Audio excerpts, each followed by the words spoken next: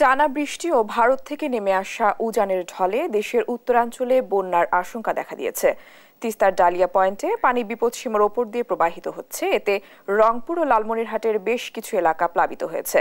এছাড়া শেরপুরের ঝিনাইগাতি উপজেলার মহারশী নদীর পানি বৃদ্ধি পেয়ে 4টি উপজেলার 20 গ্রামের মানুষ পানিবন্দী হয়ে পড়েছে।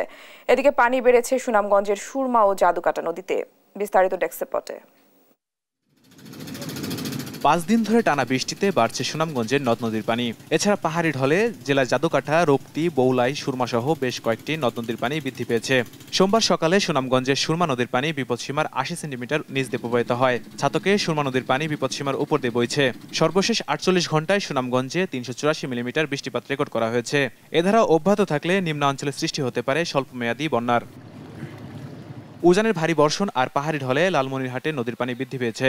পানি বৃদ্ধি পেয়ে লালমনিরহাটের 5 উপজেলার অন্তত 25 গ্রামের 15,000 পরিবার পানিবন্দী। প্লাবিত হয়েছে তিস্তা তীরবর্তী নিম্নাঞ্চল। পানি উন্নয়ন বোর্ড জানায়, সকালে তিস্তার ডালিয়া ব্যারেজ পয়েন্টে পানি বিপদসীমার 20 সেন্টিমিটার উপর দিয়ে প্রবাহিত হয়। পানি নিয়ন্ত্রণে ব্যারেজের 44টি জলকপাট খুলে রাখা হয়েছে। পানিবন্দী হয়ে পড়েছে পাটগ্রাম, হাতিবান্ধা, সিঙ্গিমারি, গন্ডিমিরা সহ বেশ কয়েক এলাকা।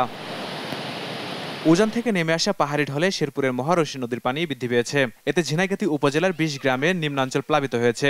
মহারশী নদীর পানিতে শত শত একর জমির আমনের বীজতলা তলিয়ে গেছে, ডুবে গেছে গ্রামীণ রাস্তাঘাট। ইমরুল কায়েস, নিউজ ডেস্ক, দেশ টিভি।